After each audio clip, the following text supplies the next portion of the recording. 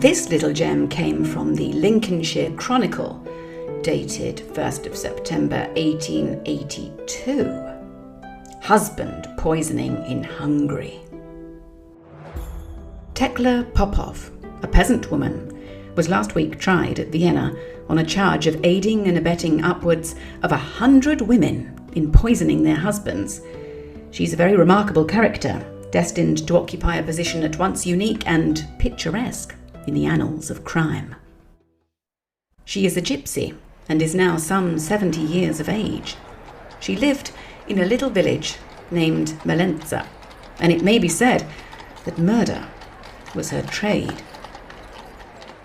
People say she had her agents and emissaries, whose business it was to keep up her connection, and it must have been a horrid and gruesome spectacle to see the grisly hag seated in her armchair every day, receiving her customers during business hours and giving them the diabolical advice and aid they sought.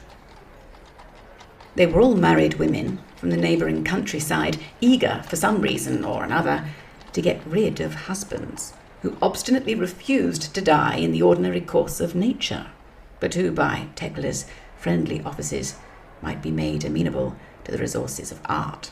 These wretches paid the old gypsy a fee, from 50 to 100 florins, for each bottle of poison they bought, and were duly instructed by her in the safest methods of its exhibition. Tekla Popov's clients were, however, not always married women.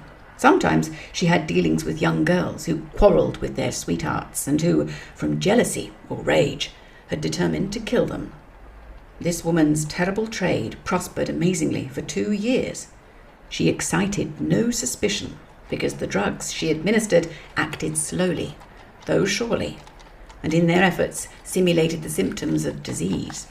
Even now that the bodies of some of her victims have been exhumed, they show no signs of poisoning, though the stomachs are eaten away. The first case that set people on the alert was that of one Yokar Kukin, a rich peasant who died at Malenza 2 months ago. Ugly rumours about his death were spread, and the gossips whispered mysterious hints of foul play. There was in consequence an inquest, but the most careful post-mortem examination failed to reveal any traces of poisoning in his case. The whole story was slipping out of the memories of the villagers when suddenly a dreadful revelation was made. A gypsy girl, the daughter of old Tekla Popov, came before the court at Grossbedskarek and horrified it by the tale she had to tell. She confessed that she gave the wife of Yokar Kukin a bottle of some red liquid poison prepared by her mother. She did this by her mother's instructions. Having had a quarrel with her respected parent over some property, she determined to betray her.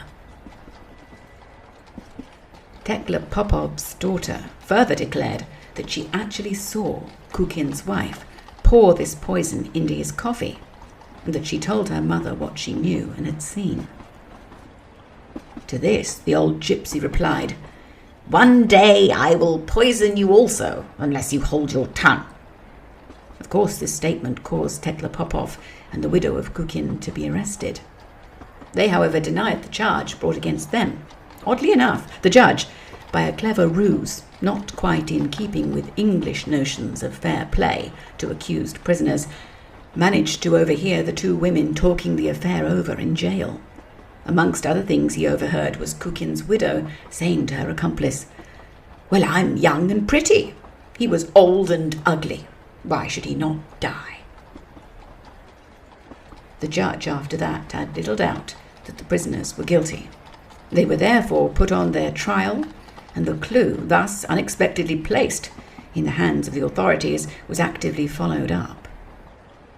Strange discoveries were soon made, showing that from the woman, Tekla Popov, as a centre, a vast and complex ramification of crime extended far and wide throughout the community.